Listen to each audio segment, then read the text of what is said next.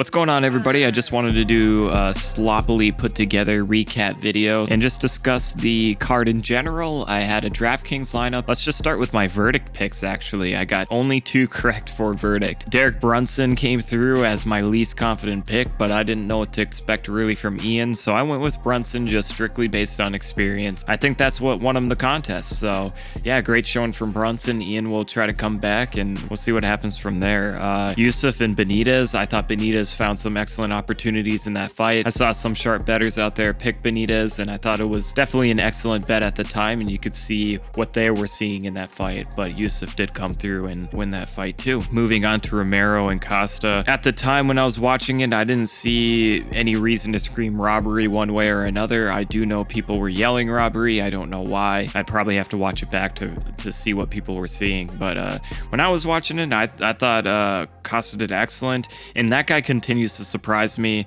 My pick was Romero. Yeah, just a great fight. I need to watch that one back. Nate Diaz, Anthony Pettis, myself and many others have stated this seemed like a close fight on paper. Could go one of 2 ways. Nate shuts him down as the fight progresses, or Anthony pieces Nate up for 3 rounds. And Pettis didn't quite fight how many of us were expecting, and that's largely just due to Nate Diaz putting that pressure on him, which takes away that kicking range, and that conditioning and that volume came through for him in the latter rounds, and it won him the fight. Just an excellent contest. I need to watch this one back as well. Yeah, Nate Diaz coming through with a 3-year layoff and a victory. And then, of course, Daniel Cormier losing to Stipe Miocic. And this is a fight that went exactly how I thought it was going to go, except that the result was different. DC finding those same opportunities that he saw last time, landing his shots, just really outworking Stipe. But the difference this time is Stipe's pure grit, his determination, his shot selection at the end, his finishing sequence was just, it was awesome to watch. Probably one of the best finishing combinations I've seen. That shot to the body, follow-up shots to the head. I mean, it just really put DC on his ass. And I just think Stipe is probably the best heavyweight at this point. In order to be the best, you got to beat the best, as Max Holloway says, and that's exactly what he did.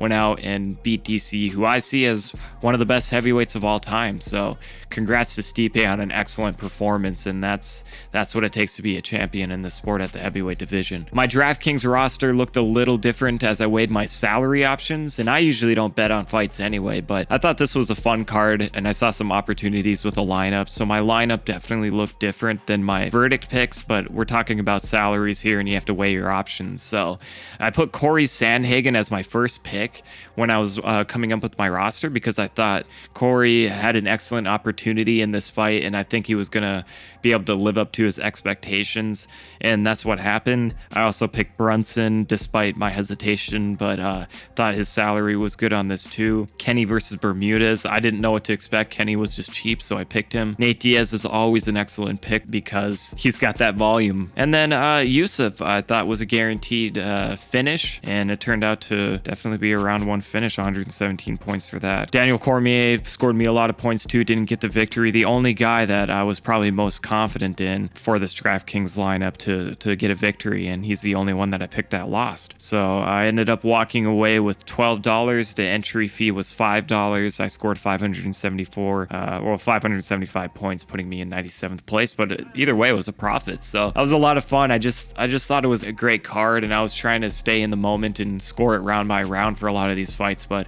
I just kind of said fuck it after the Romero fight because the fights were so good at that point, and I was just having a great time. And I hope all you guys had an excellent time as well watching UFC 241. Now we get to look forward to UFC 242, Khabib and Poirier, which is going to be excellent. So see you in the next video. Keenan KTV says, I got Pettis on points, just so many openings for Pettis. However, Pettis is bad at taking pressure, so he needs to win rounds, which it is very likely he will. Now, his pick ultimately was wrong, but this is a very good analysis from Keenan KTV. And if you guys haven't seen his channel, check it out. Excellent production quality, good analysis. And if you like this channel, you'll definitely like his channel as well. So go check it out, give him a subscriber, and tell him that I sent you.